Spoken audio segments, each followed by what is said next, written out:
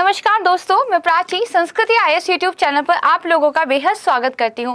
Target prelims current affair बीस्टोन newspaper इस programme के तहत 5 बेहद महत्वपूर्ण टॉपिक्स पर हम चर्चा करते हैं, जिनको हमने द हिंदू और इंडियन एक्सप्रेस से लिया होता है। हर एक टॉपिक के बाद उससे संबंधित प्रश्न भी हम समझते हुए चलते हैं, क्योंकि आखिरकार हम प्रीलिम्स को टारगेट में रखते हुए इन करंट अफेयर को डिस्कस कर रहे हैं। मैं वीडियो स्टार्ट करूँ इससे पहले 2 बातें मुझे आपसे करनी है। पहली तो देखिए, आपकी तरफ से पीडीएफ की डिमांड बहुत आ रही है, बट पीडीएफ हम लोगों की तरफ से देना पॉसिबल नहीं है, क्योंकि मैं देखिए पीपीटी बनाती हूँ और मेरी पीपीटी बनाने का तरीका ये है कि कुछ इन्फॉर्मेशन पीपीटी के अंदर रहती है और बाकी की इन्फॉर्मेशन मैं आपको एक्सप्लेन करती हूँ। क्योंकि मैं यहाँ पे एक्सप्लेन कर रही हूँ तो आप चीज़ें समझ पाते हैं।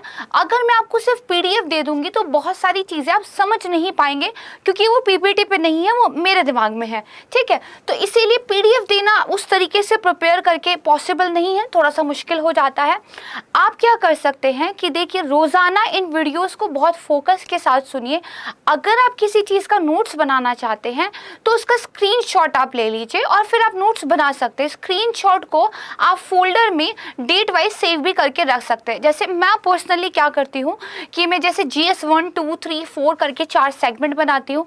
उसके बाद उनके अंदर history, geography, art and culture, science and tech, economics, environment, इस तरह के सब फोल्डर्स बनाती हूँ। और फिर जो चीज़ मुझे काम की लगती है, जो मुझे लगता है कि मुझे आपको पढ़ानी चाहिए, किसी वीडियो में आपको बताना चाहिए, तो मैं उसका स्क्रीनशॉट लेके उस पर्टिकुलर फोल्डर में सेव कर लेती हूँ, ताकि भविष्य में उसको रिवाइज करना, उसको जाके देखना मेरे लिए आसान हो जाए।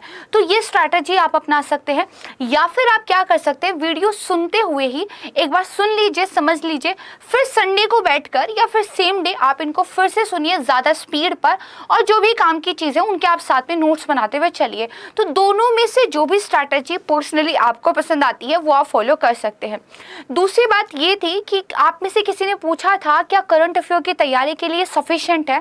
देखिए, ये सफिशिएंट है, लेकिन फिर भी रीडिंग बहुत ज़रूरी है। वीडियो सुनना, चीज़ों को समझना, याद करना, ये जितना ज़रूरी है उतना ही ज़रूरी रीडिंग भी है। तो एक मंथली मैगजीन आपको फॉलो करनी चाहिए, विच एवर यू लाइक। संस्कृति आईएएस की मैगजीन को भी आप देख सकते हैं। तीसरी बात देखिए ये थी कि मुझसे पूछा गया था क्या ये करंट अफेयर मेंस के लिए काम आएगा। तो देखिए, करंट अफेयर तो करंट अफेयर होता है, इट्स अप टू यू कि आप उसकी एप्लीकेशन कैसे यूज़ करते हैं। जैसे कई बार मैं आपको बताती हूँ कि ये केस स्टडी आप एथिक्स में यूज़ कर सकते हैं या एसए में यूज़ कर सकते हैं।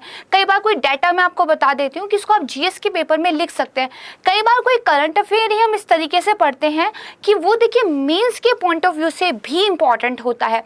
जैसे आज ही के न्यूज़पेपर में नरेगा को लेकर एडिटोरियल आया है। जिस चीज़ के ऊपर वो एडिटोरियल है उसको प्रीलिम्स के पॉइंट ऑफ व्यू से मैं आपको पहले ही पढ़ा चुकी हूँ, लेकिन आज के एडिटोरियल में क्यों वो सिस्टम लागू करना वायबल नहीं है इसके बारे में बताया हुआ है। तो ये वाला टॉपिक मैं आपको कल कवर कराऊंगी। तो देखिए, ये पॉइंट जो है सारे के सारे आपके मेंस के लिए भी तो ज़रूरी है। या फिर याद कीजिए यूपीएससी मेंस का वो पेपर जब उन्होंने S400 जो हमारा डिफेंस सिस्टम था उसकी विशेषताओं के बारे में क्वेश्चन मेंस में पूछ लिया था। तो क्या हम सारी मिसाइल्स जो भी टेस्ट हो रही हैं या जो भी डेवलप हो रही हैं उनके बारे में करंट अफेयर में नहीं पढ़ते हैं? जी हाँ, पढ़ते हैं। तो कहीं ना कहीं आपके प्रीलिम्स के साथ साथ मेंस के लिए भी देखिए जरूरी है। इसका नाम टारगेट प्रीलिम्स इसलिए रखा गया है क्योंकि प्रायोरिटी के साथ हमने जो फोकस किया है वो प्रीलिम्स के एग्जाम को किया है। क्योंकि हाल ही के टाइम में हिंदी माध्यम के अभ्यर्थियों के साथ एक दुर्भाग्य आप कह सकते हैं कि प्रीलिम्स का रिजल्ट थोड़ा सा कम आ रहा है, जिसमें एक सीसेट हर्डल है और दूसरी हर्डल है करंट अफेयर। मैंने आपको कल भी बताया था, जो करंट अफेयर के क्वेश्चंस बन रहे हैं पेपर में, आप पिछले साल के पेपर को उठा के एनालाइज कर लीजिए, वो देखिए न्यूज़पेपर से बन रहे हैं। तो न्यूज़पेपर रीडिंग बहुत ज़रूरी है।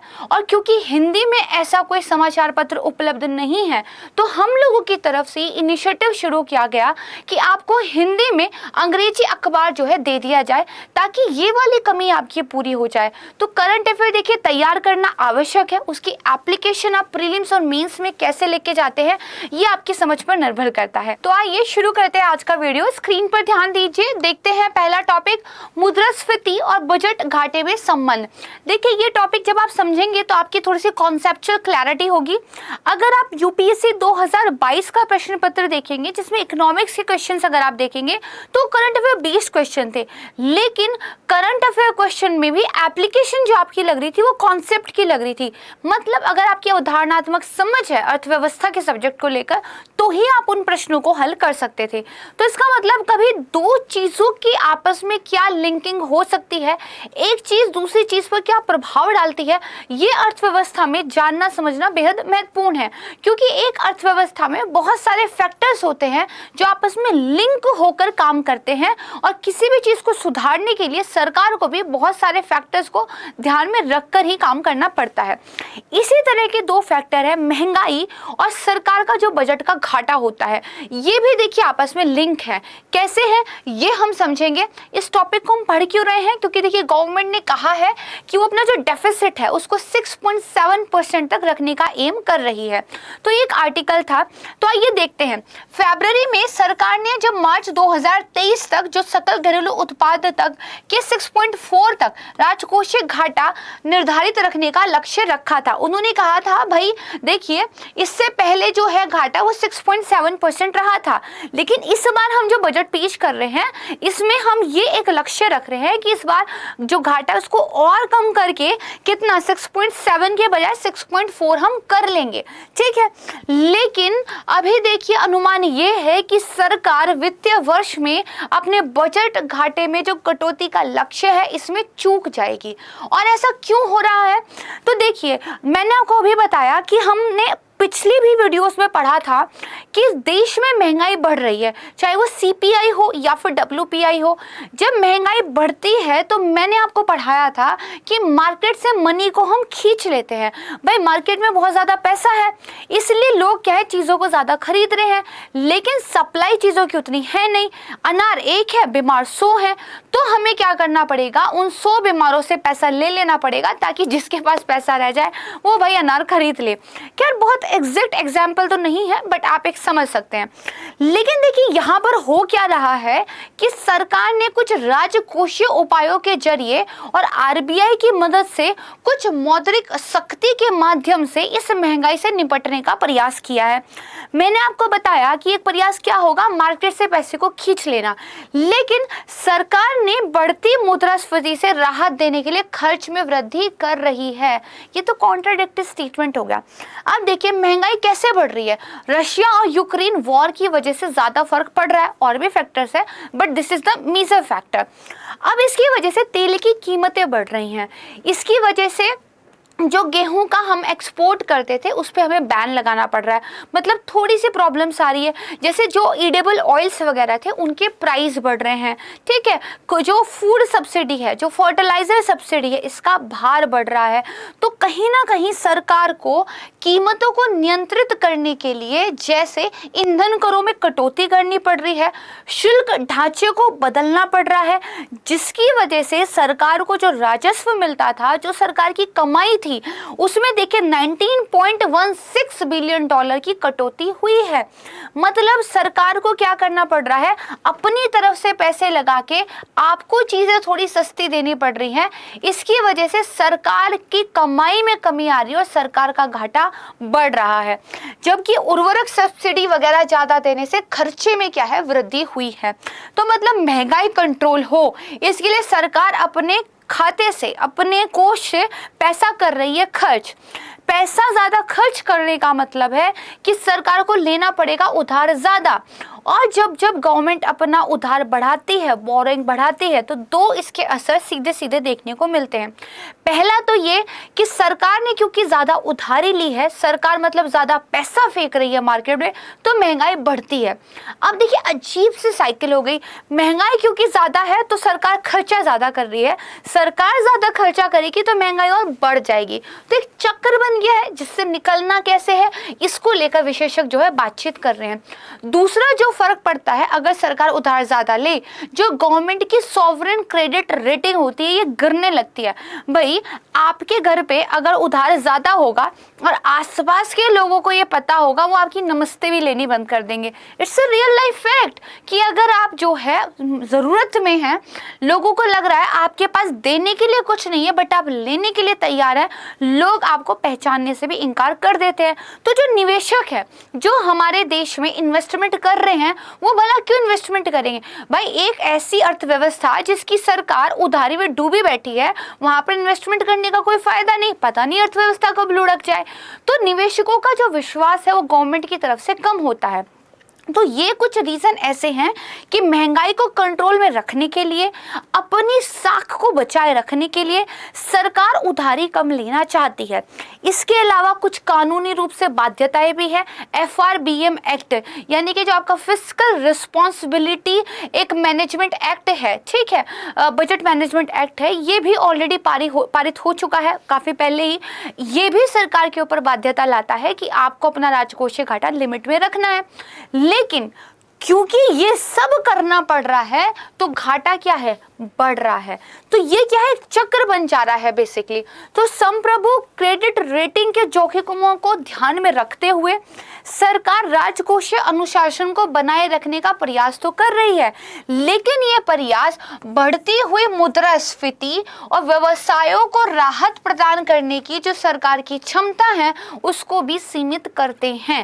राइट भाई, व्यवसायों को और ज्यादा हेल्प गवर्नमेंट कैसे कर सकती है भाई? टैक्स कम कर देगी, स्लैब घटा देगी, कुछ साल के लिए टैक्स की माफी कर देगी, कुछ छूट दे देगी, कुछ सब्सिडी दे देगी, लेकिन इसकी वजह से खर्चा बढ़ेगा तो राजकोषीय घाटा बढ़ेगा, घाटा बढ़ेगा तो रेटिंग पर फर्क पड़ेगा। और क्योंकि पेट्रोल डीजल महंगा है और सरकार को सब्सिडी देनी पड़ रही है तो ये और ज्यादा वर्स हो जा रहा है। ठीक बात है। अब ये कह रहा है गवर्नमेंट का जो जीडीपी ऋण अनुपात है, जीडीपी डेप्ट रेशियो है, वो लगभग 95% है, जबकि अन्य समान रेटिंग वाली जो अर्थव्यवस्थाएं हैं उनका ये चल रहा है 60-70% के आसपास। मतलब भारत का काफी ज्यादा है। हम तो पहले ही उधार में डूबे हैं सनम, तो और कितना उधार ले। सही बात है। तो यानी सरकार राहत की और ज्यादा कदम उठाएगी तो बाजार से ज्यादा उधार लेना पड़ेगा, तो अगेन ये महंगाई का कारण बन जाएगा। हम गए हैं फंस, ठीक है। तो इसीलिए चीजें क्या है, थोड़ी सी मुश्किल हो जा रही है। एक चीज को संभालते हैं तो दूसरी खराब हो जाती है और दूसरी को संभालते हैं तो पहली खराब हो जाती है। इसका मतलब कहीं ना कहीं सरकार का घाटा और महंगाई आपस में इंटरलिंक है, ये आप समझ गए हैं। ठीक बात है।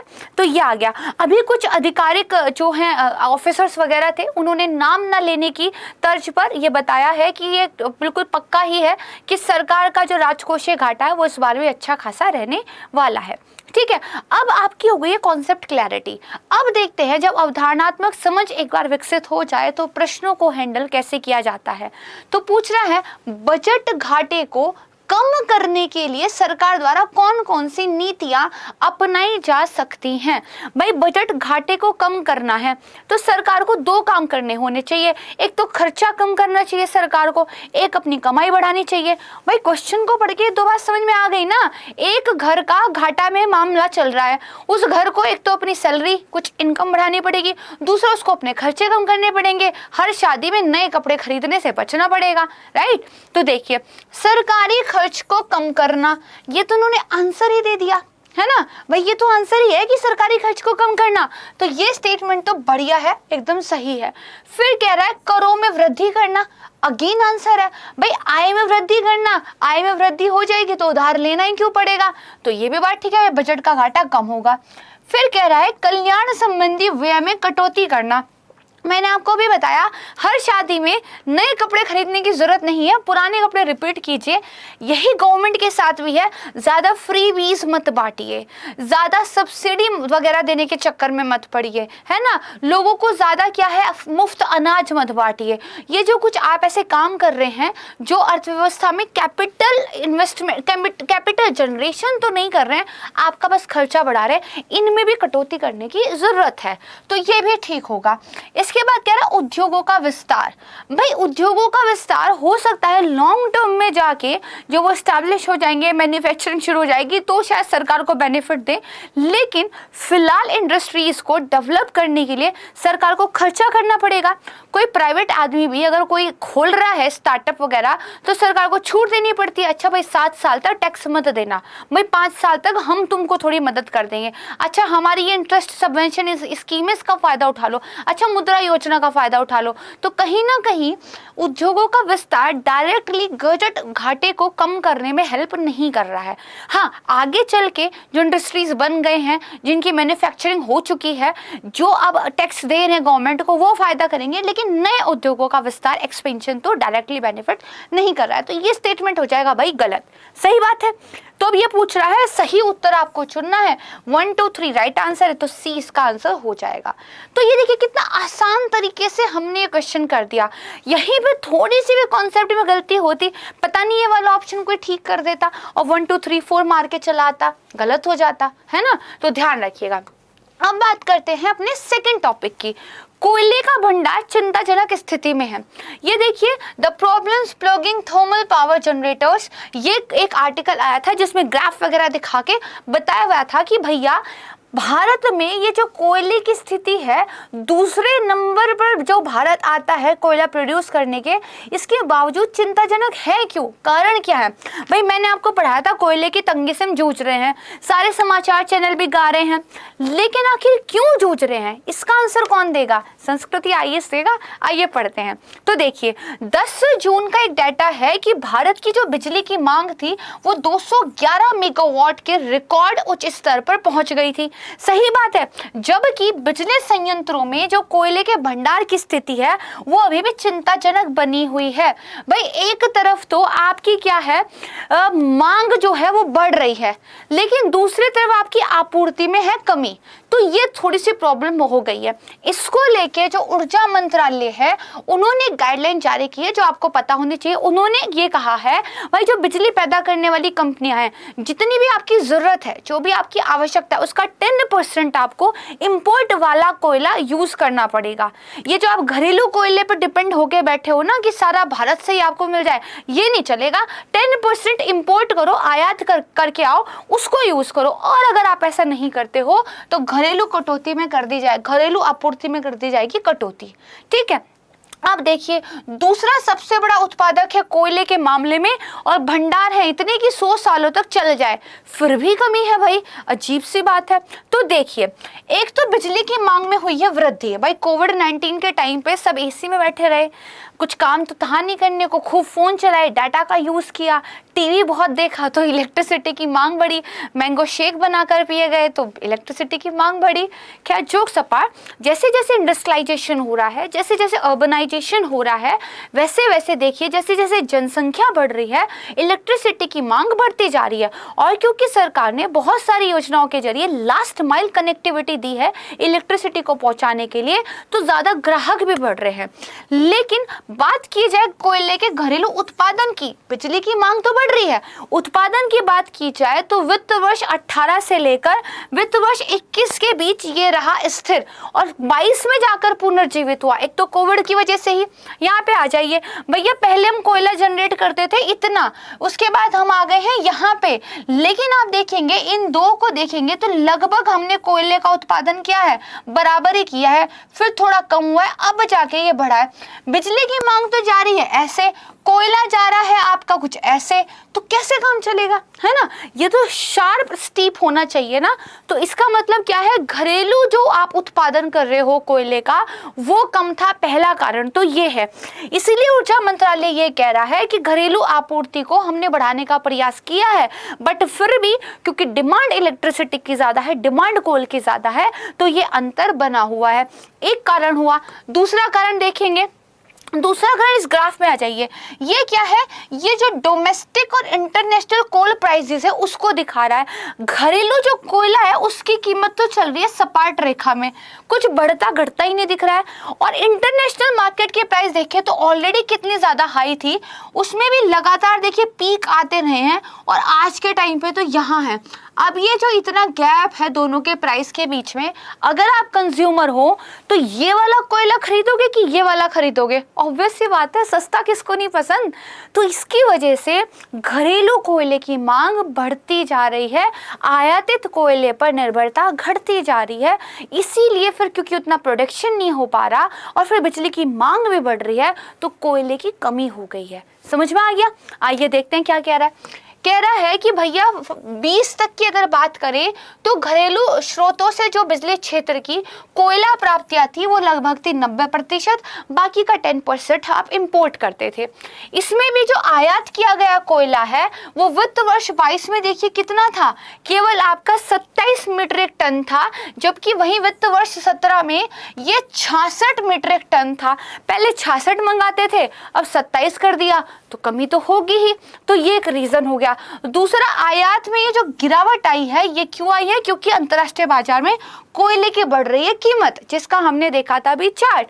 इसीलिए देखिए आयातित कोयले की कीमत घरेलू आपूर्ति की तुलना में लगभग 56 गुना ज्यादा है। भाई 56 गुना ज्यादा पैसे कौन देना चाहेगा? एक तो ये रीजन हुआ। दूसरा देखिए क्या रीजन है, पावर फाइनेंस कॉर्पोरेशन की एक रिपोर्ट बताती है कि जो डिस्कॉम्स हैं उनका करीब 5.07 लाख करोड़ तक का घाटा हुआ था। अब एक बात बताइए, पावर जनरेशन कंपनीज होती है अलग, डिस्कॉम्स यानी कि जो डिस्ट्रीब्यूशन कंपनी होती है वो होती है अलग। बिजली बना कोई रहा है, ट्रांसमिशन लाइन के जरिए आपके घरों तक भेज कोई रहा है, तो आपके घरों तक जो बिजली भेज रहा है क्योंकि आपने उसको पैसा चुकाना है, वो फिर पावर जनरेशन कंपनी को देगा और फिर पावर जनरेशन कंपनी कोयला खरीदेगी। लेकिन बिजली के टैरिफ बढ़ते ही नहीं है। पहली बात तो बिजली की चोरी होती है, दूसरी बात पूरा बिल नहीं चुकाया जाता, तीसरी बात जरा सा भी बिजली का अगर पैसा बढ़ा सब लगते हैं रोने और फिर फ्री बिजली हमें बांटनी है। तो अगर ये सब करना है तो भैया डिस्कॉम कंपनीज के पास नहीं रहता है पैसा। जब उनके पास पैसा ही नहीं है तो वो पावर जनरेशन कंपनी को चुकाते ही नहीं है, और पावर जनरेशन कंपनी के पास जो पूंजी नहीं है तो वो कोयला खरीदेंगे कहाँ से? पैसा ही नहीं है। ठीक है, तो ये एक दिक्कत है। तो डिस्कॉम द्वारा भुगतान की देरी से कार्यशील पूंजी में होती है कमी और बदले में पर्याप्त मात्रा में कोयला वो फिर खरीद नहीं सकते। तमिलनाडु, राजस्थान, उत्तर प्रदेश की जो डिस्कॉम्स हैं वो भैया बहुत फटे हाल में हैं, उनको बहुत दिक्कत है। एक तो सस्ती दरों पर देनी है बिजली, फिर कुछ राज्य सरकारें टाइम टू टाइम टैरिफ में संशोधन भी नहीं करती, बाकियों को तो फ्री ही देना है ना, और फिर रोते हैं कि भाई खत्म हो गया अब कहाँ से, जैसे पानी की किल्लत हो रखी है, पानी भी फ्री देना है, बिजली भी फ्री देनी है। इसके अलावा सरकार क्या कहती है डिस्कॉम कंपनी को, आप सस्ती बिजली दो हम आपको मुआवजा दे देंगे, वो मुआवजा भी वो टाइम से नहीं देते, तो इसकी वजह से सारा का सारा जो काम है वो हो जाता है गड़बड़, और फाइनली कहते हैं कि भैया कोयले की हो गई है कमी। कोयले की कमी कोई ऐसी नहीं होगी कि कोई चुरा के लेके आया कोयला, या फिर कोयला है नहीं हमारे पास, है 100 साल तक का अगर काम चल जाए इतना भंडार है, लेकिन ये सारे कुछ क्रंचेस है जिनकी वजह से प्रॉब्लम फेस करनी पड़ रही है। ठीक है, तो यहाँ पे अब कोई अगर आपको कहे कि कोयले की कमी वाली बात, तो आपकी कॉन्सेप्ट क्लैरिटी हो गई बढ़िया तरीके से क्लियर। अब इस पर एक बेसिक सा प्रश्न जो है देख लेते हैं। पहला स्टेटमेंट क्या है, कोयले का जो वर्गीकरण होता है, जो हम क्लासिफिकेशन ऑफ कोल करते हैं, ठीक है, वो कार्बन का प्रकार और उसकी मात्रा के आधार पर किया जाता है। कोयले के 4 प्रकार होते हैं, वो चारों के नाम आपने मुझे कमेंट सेक्शन में बताने हैं। ठीक है, जरूर बताइएगा। तो देखिए वो जो 4 प्रकार हैं वो दरअसल कार्बन का प्रकार और मात्रा के आधार पर ही क्लासिफाई किए गए हैं। ये स्टेटमेंट बिल्कुल ठीक है। एक तीसरा भी प्रकार होता है, उसको ध्यान रख लीजिएगा कि कोयले के अंदर जो ऊष्मा होती है, जो हाँ बिल्कुल ठीक बात है, जो ऊष्मा होती है, जो उसका हीट कैपेसिटी है, इसके बेस पर क्लासिफिकेशन होता है। फिर भारत विश्व का दूसरा सबसे बड़ा कोयला उत्पादक देश है, ये तो हमने अभी पढ़ा, तो ये वाला स्टेटमेंट भी क्या है, ठीक है। तो ये कह रहा है कौन सा सही नहीं है, यानी कि गलत कौन सा है, भाई हमारे तो दोनों ठीक है, तो इसलिए ना तो 1 ना तो 2, डी इसका आंसर हो जाएगा। ठीक बात है, ये आपने समझ लिया। अब बात करते हैं थर्ड टॉपिक की, इस्तांबुल कन्वेंशन। ये न्यूज़ में है, देखिए, a turning point for Ukraine and its women's right, ये करके एक एडिटोरियल आया था जिसमें जो है इस्तांबुल कन्वेंशन की बात की गई थी। हुआ क्या है, यूक्रेन ने महिलाओं पर हिंसा को रोकने के लिए, लैंगिक भेदभाव को खत्म करने के लिए अभी हाल ही में एक जो आप कह सकते हैं ये जो यूरोप परिषद कन्वेंशन या फिर ये जो इस्तांबुल कन्वेंशन है, इसकी क्या है पुष्टि कर दी है। इसके लिए एक विधेयक उन्होंने पारित कर दिया है। देखिए ये जो इस्तांबुल कन्वेंशन है, इसका प्रारूप तैयार किया था यूरोपीय परिषद ने, यूरोपियन काउंसिल ने। फिर 2011 में तुर्की की राजधानी इस्तांबुल में इस पर सिग्नेचर हुए। तुर्की वो पहला देश था जिसने इस पर साइन किए थे, और कमाल की बात यह है तुर्की ने अपने हाथ पांव इससे पीछे भी खींच लिए। महिलाओं ने काफी विरोध भी किया, लेकिन तुर्की ने कहा भाई हम महिलाओं का ध्यान रख लेंगे, आपको चिंता करने की जरूरत नहीं, इस तरह की संधि की हमें जरूरत नहीं है। ये अलग बात है कि वहां पर क्या हाल है महिलाओं के, एवरीवन नोज। खैर आप देखिए वर्तमान में जो यूरोपीय संघ है और 45 अन्य यूरोपीय देश हैं, उन्होंने इस अभी समय पर साइन कर चुके हैं। देखिए 2014 में जब 8 लोगों ने इसको सिग्नेचर करके रेटिफाई कर दिया था, तो 2014 में ये लागू हो गया था। अगर इसके ऑफिशियल नेम की बात करें तो वो देखिए the convention on preventing and combating violence against women and domestic violence है। इसको ध्यान रखिएगा। इसका मौलिक उद्देश्य क्या है? महिलाओं के खिलाफ जो लैंगिक भेदभाव होता है उसको समाप्त करना, उनके खिलाफ जो लैंगिक हिंसा होती है, पीड़ितों की रक्षा करना, बकायदा अपराधियों पर मुकदमा चलाना और अपराधियों को सजा दिलाना। इसके लिए सरकारी जो अधिकारी है उनको उत्तरदायित्व दिया जाता है, यानी कि गवर्नमेंट ऑफिसर्स की ये ड्यूटी होगी कि वो महिलाओं को जस्टिस दिलाए। ठीक बात है। और ये हिंसा के सभी स्वरूपों से सुरक्षा प्रदान करता है। यहाँ पे डोमेस्टिक वायलेंस का एक पिक्चर आप देख सकते हैं। और बहुत दुर्भाग्य की बात है कि आज इस सदी में आने के बावजूद भी इस तरह की जो चीजें हैं हमारी सोसाइटी में प्रिवेलेंट है, और क्या ही कह सकते हैं, है ना।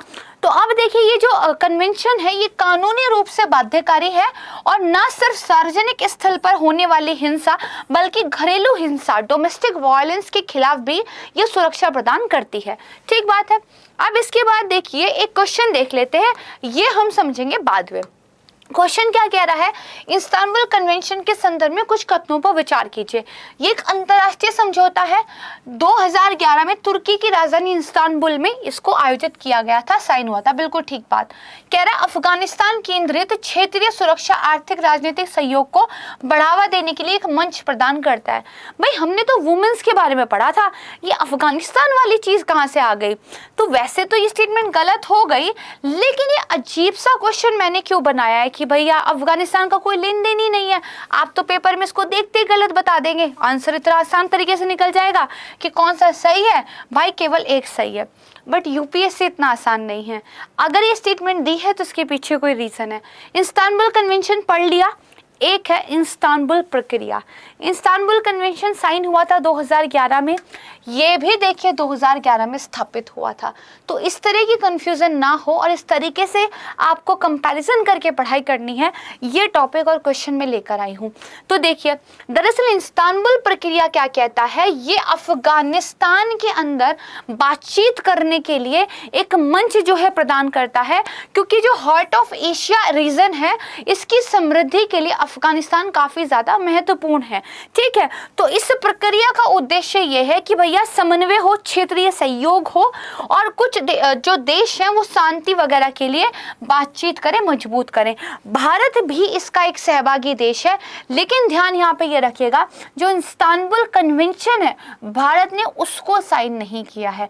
ठीक है। प्रक्रिया का तो एक वो हिस्सा है। तो इसीलिए मैंने आपसे ये क्वेश्चन पूछा था। ये पहली स्टेटमेंट इस्तांबुल कन्वेंशन के लिए राइट है, सेकंड स्टेटमेंट इस्तांबुल प्रक्रिया के लिए राइट है। ठीक है। तो यहाँ से हमारा आंसर निकल गया। चलिए अब बात करते हैं फोर्थ टॉपिक की। वेरी इजी टॉपिक, सहकारी बैंक, कोऑपरेटिव बैंक्स। ठीक है। जो अमित शाह हैं वो कह रहे हैं कि कोऑपरेटिव बैंक्स को मॉडर्नाइज करने का टाइम आ गया है, ज्यादा यंगस्टर्स को इन्वॉल्व जो है इसमें करना चाहिए। तो आइए समझते हैं कोऑपरेटिव बैंक्स होते क्या हैं। सहकारी बैंक देखिए वित्तीय संस्था है। क्या है? हमारे फाइनेंशियल इंस्टीट्यूट्स हैं। ठीक है। जो शहरी और ग्रामीण क्षेत्रों में, यानी कि शहरी सहकारी बैंक अर्बन कोऑपरेटिव बैंक्स भी हो सकता है और ग्रामीण सहकारी बैंक रूरल कोऑपरेटिव बैंक भी हो सकता है। और अर्बन कोऑपरेटिव बैंक में तो इतने घपले गोपाले हुए हैं कि न्यूज़ में इतना ज़्यादा था। ठीक है। तो देखिए ये क्या करता है? एग्रीकल्चर हो, व्यवसाय हो, इनसे संबंधित ऋण सुविधा प्रदान करते हैं। बाकी बैंकों से डिफर कैसे करते हैं? देखिए जो सहकारी बैंकों का प्रबंधन होता है वो उसके सदस्यों के द्वारा किया जाता है, इसके जो मेंबर हैं, और लोकतांत्रिकरण के द्वारा लोकतांत्रिक तरीके से मेंबर्स में से ही निदेशक मंडल चुन लिया जाता है जो इसके डे टू डे फैसले लेता है। इसके जो ग्राहक होते हैं वो भी सदस्य ही होते हैं। हम ही लोग इसके मेंबर हैं, हम ही लोग इसके कस्टमर भी हैं। ठीक है। और बेसिकली आप यहाँ से लोन ले सकते हैं, धनराशि को जमा कर सकते हैं, इस तरह का काम कर सकते हैं। इंपॉर्टेंट है ये इसका जो एक तरीके से लीगल या एडमिनिस्ट्रेटिव ढांचा क्या है। देखिए कोऑपरेटिव बैंकों की स्थापना तो होती है राज्य सहकारी समिति अधिनियम के मुताबिक। इनका जो रजिस्ट्रेशन होता है वो रजिस्ट्रार ऑफ कोऑपरेटिव सोसाइटी के पास होता है। इनका जो प्रशासन है वो राज्य सरकार देखती थी माफ कीजिएगा। इनको जो रेगुलेट किया जाता है वो बेसिकली भारतीय रिजर्व बैंक करता है। दो आपने जो बेसिकली एक्ट है वो याद रखने हैं। कौन कौन से? एक तो भैया इनको जो विनियमन किया जाता है बैंकिंग विनियम अधिनियम 1949 और सहकारी समिति अधिनियम 1965 के अंतर्गत किया जाता है। इन दोनों ही पॉइंट्स को जो है याद रखिएगा। तो this is all about the cooperative bank. ठीक है, ध्यान रखिएगा, अर्बन और रूरल दोनों टाइप का हो सकता है। अब इन सहकारी बैंकों के संदर्भ में कुछ कथनों पर विचार करते हैं। आइए विचार कीजिए, देखते हूँ कितना पढ़ा है आपने। तो देखिए, पहला कह रहा है इसका उद्देश्य क्या है? जो सूक्ष्म व्यवसाय हैं उनको वित्त पोषण हो और साथ में जो उपभोक्ता हैं, ठीक है, उनको बिचौलिया जो साहूकार है उन्हीं के शोषण से बचाया जा सके। तो बिल्कुल ठीक बात है, यही तो उद्देश्य था इसका। फिर ये कह रहा है इनको विनियमन सहकारी समिति अधिनियम 1965 के तहत रेगुलेट किया जाता है। अभी हमने पढ़ा तो ये भी कहीं ना कहीं क्या है, ठीक है। हालांकि जो अर्बन कोऑपरेटिव बैंक्स थे उन पर आरबीआई का बहुत ज़्यादा अधिकार बढ़ा दिया गया है। 2021 में कुछ अमेंडमेंट्स वगैरह भी वो लेकर आए थे जिसमें कुछ चेंजेस भी हुए हैं, ठीक है, तो उनको देख लीजिएगा। ये पूछ रहा है कौन सा सही नहीं है, मतलब कि गलत कौन सा है। तो देखिए हमारे दोनों सही हैं, तो इसका मतलब डी जो है हमारा आंसर हो जाएगा, राइट। अब बात करते हैं फिफ्थ क्वेश्चन की, फिफ्थ टॉपिक की, डिजिटल कॉमर्स के लिए ओपन नेटवर्क। दरअसल एक आर्टिकल आया था, open network for digital commerce, what is ONDC and how will it change e commerce platform. तो इसको बेस बनाकर मैंने ये तैयार किया है। बहुत ही इनोवेटिव एक कदम सरकार की तरफ से लिया जा रहा है। अगर आज के टाइम पे मैं ऑनलाइन शॉपिंग की आपसे बात करूँ तो दो पिक्चर सबसे पहले दिमाग में आती हैं, अमेजन और फ्लिपकार्ट। इसका मतलब कहीं ना कहीं ई कॉमर्स पर इन दो कंपनियों का एकाधिकार है और इस अधिकार की वजह से कुछ विक्रेताओं को ज्यादा तरजीह मिलती होगी जो भैया इनसे संबंधित होंगे। कुछ कंपनीज के प्रोडक्ट को ज्यादा एड में दिखाया जाता होगा, आपको पुश नोटिफिकेशन भेजे जाते होंगे ताकि आप उनको खरीद लें, ठीक है। लेकिन जो छोटे छोटे विक्रेता हैं, जो छोटे छोटे एमएसएमईज हैं, उनको अपने प्रोडक्ट यहाँ पर बेचने में मुश्किल तो होती होगी। तो गवर्नमेंट कह रही है हम भैया एक ऐसा नेटवर्क लेके आएंगे कि आप किसी भी प्लेटफॉर्म पे रजिस्टर हो, खरीदने वाले के रूप में या बेचने वाले के रूप में, लेकिन आप जो है हमारे द्वारा लाए गए सिस्टम के माध्यम से आपस में जो है खरीदना बेचना कर सकते हो। एक ओपन नेटवर्क जो है हम लेकर आएंगे, सरकार ये कह रही है। तो यही हमें बताया गया है कि ई कॉमर्स के जो खिलाड़ी हैं वो आधे से अधिक जो है ई कॉमर्स व्यापार को नियंत्रित करते हैं, ठीक है। तो अब सरकार क्या कह रही है, ई कॉमर्स का हम क्या करेंगे, लोकतांत्रिकरण करेंगे और एकाधिकार पर अंकुश लगाएंगे। सरकार ये कैसे करेगी? तो देखिए आपका जो यूपीआई है इसके बारे में ध्यान कीजिए। पहले देखिए क्या होता था, आप गूगल पे से सिर्फ गूगल पे में ही पैसा भेज सकते थे, पेटीएम से सिर्फ पेटीएम में ही पैसा भेजते थे, अगर वॉलेट की मैं बात करूं, ठीक है। इसके अलावा देखिए क्या होता था, जो आपके वॉलेट्स थे वो बेसिकली बहुत लिमिटेड एक्सेस आप उनसे मिल पाती थी, बहुत ज़्यादा फंक्शंस आप नहीं कर पाते। जब से यूपीआई आया है तो डिजिटल पेमेंट कितना सुलभ हो गया, कितना ओपन हो गया है। अब मैं जो कि पेटीएम से फोन पे गूगल पे कहीं भी पैसे भेज सकती हूँ। आपस में बैंकों को इंटरलिंक कर लिया गया है, मेरी एक ही ऐप पे दो बैंक चल सकते हैं। बेसिकली एक ओपन नेटवर्क यूपीआई जो है सरकार ने बनाया और भारत आज के टाइम पे उसकी मदद से बहुत ज़्यादा डिजिटल पेमेंट के मामले में अग्रणी है। इसी तरह का जो विजन है सरकार ने ई कॉमर्स के लिए रखा है कि हम एक ऐसा ओपन नेटवर्क बनाएंगे कि भले आप अमेजन पे रजिस्टर हो, भले आप मंत्रा पे रजिस्टर हो एज ए विक्रेता, लेकिन आप लोग इस ओपन नेटवर्क के माध्यम से बहुत सारे कंज्यूमर्स से जुड़ सकते हैं। और किसी के पास भी अगर कोई ऐसा एप्लीकेशन है, जैसे मेरे पास अलग अलग एप्लीकेशन है ना फ़ोन में, मेरे पास क्या है, जैसे कैलेंडर के लिए एक ऐप है, गूगल एक मैप के रूप में है, बहुत सारी मंत्रा का एक एप्लीकेशन है, नायका का एक एप्लीकेशन है, अमेजन का एक एप्लीकेशन है, तो क्या है बहुत सारी चीज़ें हैं। लेकिन सरकार क्या कह रही है, हम एक ऐसा नेटवर्क ले आएंगे जो इन सब को कहीं ना कहीं, गूगल मैप को और कैलेंडर को नहीं, सिर्फ मंत्रा, नायका और अमेजन को, इनको जो है एक तरीके से साथ ले आए और कोई अगर एक जगह रजिस्टर्ड है वो इन सब पे अपना सामान बेच सके और कोई कहीं से भी अपने सामान को खरीद सके। ईजी कर दी जाएंगी चीज़ें। बेसिक कॉन्सेप्ट समझ गए? नहीं भी समझे हैं तो इतना ध्यान रखिएगा, जैसे यूनिफाइड पेमेंट इंटरफेस के माध्यम से लोगों को खुले नेटवर्क के माध्यम से भुगतान और धन हस्तांतरण के लिए सक्षम बनाया गया है, ऐसे ही ओएनडीसी भारत में ई कॉमर्स सेगमेंट में बदलाव लेकर आएगा। इसका लक्ष्य क्या है? जो प्लेटफॉर्म आधारित मॉडल है उससे एक ओपन नेटवर्क मॉडल पर हमें जाना है। प्लेटफॉर्म आधारित क्या भैया? मिंत्रा का अपना एक प्लेटफॉर्म है, अमेजन का अपना एक प्लेटफॉर्म है, तो आप जो है उस पर्टिकुलर प्लेटफॉर्म पर ही जाके चीजें कर सकते हो। बट ओपन नेटवर्क मॉडल आ जाएगा तो जैसे यूपीआई हर गूगल पे हो, फोन पे हो, पेटीएम हो, सब पे काम करता है, ऐसे ही ये भी करेगा। राइट, इजी है, समझ गए? ठीक है, तो देखिए खरीदार और विक्रेता अलग अलग ई कॉमर्स पोर्टल से जुड़े होने के बावजूद आपस में लेन देन कर पाएंगे। ठीक है, ये समझ गए? तो इसका मतलब क्या होगा कि जो स्थानीय वाणिज्य है उसको ये और ज्यादा एम्पावर करेगा। मोबिलिटी हो, ग्रोसरी खरीदना हो, फूड ऑर्डर करना हो, डिलीवरी हो, होटल की बुकिंग करनी हो, ट्रैवल करना हो, किसी को भी नेटवर्क सक्षम एप्लीकेशन के द्वारा खोजा जा सकता है और फिर उसमें जो है आप चीज़ों को खरीद सकते हैं। ये कौन डेवलप कर रहा है? तो ये इंपॉर्टेंट है, इसको ध्यान रखिएगा। वाणिज्य और उद्योग मंत्रालय के तहत जो आपका उद्योग और आंतरिक व्यापार संवर्धन विभाग है उसकी एक पहल है। स्वदेशी रूप से इसको डेवलप किया जा रहा है और बेसिकली उपभोक्ताओं को अमेजन और फ्लिपकार्ट जैसी जो बहुराष्ट्रीय डिजिटल मंच हैं उनका विकल्प, उनका एक ऑल्टरनेट प्रदान करने के लिए इसको शुरू किया जा रहा है। तो बहुत इंपॉर्टेंट है, ध्यान रखिएगा, प्रीलिम्स में क्वेश्चन बनने की पूरी संभावना है। ठीक है, इसके बाद अब देखिए क्या लिखा हुआ है, सेम चीजें रिपीट की गई हैं कि जो एमएसएमई उद्योग हैं, छोटे व्यापारी हैं, उनको समर्थन देगा, उन्हें ऑनलाइन प्लेटफॉर्म पर लाने में मदद करेगा। अभी इसको पायलट बेसिस पर देखिए चलाया जा रहा है, अभी मतलब सब जगह नहीं आया, केवल 5 शहर दिल्ली, बेंगलुरु, भोपाल, उसके बाद शिलोंग और कोयम्बटूर। ठीक बात है, ध्यान रखिएगा इन 5 को। अब आइए इस पर एक प्रश्न देख लेते हैं। डिजिटल कॉमर्स के लिए ओपन नेटवर्क ओएनडीसी के बारे में निम्नलिखित कथनों पर विचार कीजिए। ये उद्योग और आंतरिक व्यापार संवर्धन विभाग की एक पहल है, सही बात है। जब भी वो कोई नया इनिशिएटिव पूछते हैं तो वो ये जरूर पूछते हैं कि वो किसके द्वारा लाया गया है, तो ये आपको पता हो। फिर उसका बाद उद्देश्य वो जरूर पूछते हैं। अमेजन और फ्लिपकार्ट जैसी जो बहुराष्ट्रीय कंपनियां हैं उनके डिजिटल एकाधिकार पे अंकुश लगाना, तो उद्देश्य भी देखिए ठीक है।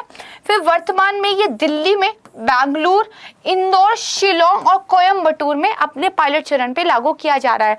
जैसे ये वाला स्टेटमेंट नहीं, लेकिन वो जनरली पूछ लेते हैं कि इसको पूरे भारत में लागू कर दिया गया है, तो गलत हो जाएगा। या फिर वो कहेंगे कि इसको जो है कुछ राज्यों में लागू कर दिया गया है, तो ये भी गलत। कुछ सिटीज में लागू किया है, 5 है। लेकिन आप एक बात बताइए, क्या ये 5 सही है? यहाँ पर देखिए भोपाल लिखा हुआ है, लेकिन यहाँ पर क्या है? यहाँ पर देखिए इंदौर लिखा हुआ है, तो मतलब इंदौर की वजह से ये वाला स्टेटमेंट क्या है? गलत हो जाएगा। ठीक है, अब पूछा है कौन सा सही है, केवल पहला और दूसरा सही है, तो ए इसका आंसर हो जाएगा। Right, very easy. तो इसी तरह से आसान करके चीज़ों को पढ़ते रहेंगे और आज का वीडियो हमारा यहीं पर समाप्त होता है। अगर आपका कोई भी प्रश्न है तो कमेंट सेक्शन में आप पूछ सकते हैं, मैं उसका रिप्लाई ज़रूर करूँगी। और वीडियो अगर आपको अच्छी लगी है तो उसको लाइक ज़रूर कीजिएगा। अगर आप मेरे चैनल पर नए हैं तो सब्सक्राइब किए बिना बिल्कुल मत जाइएगा और अपने ज़्यादा से ज़्यादा दोस्तों के साथ इसको शेयर कीजिएगा। संस्कृति आईएएस की पूरी टीम की तरफ से आप सभी का धन्यवाद। नमस्कार, जय हिंद।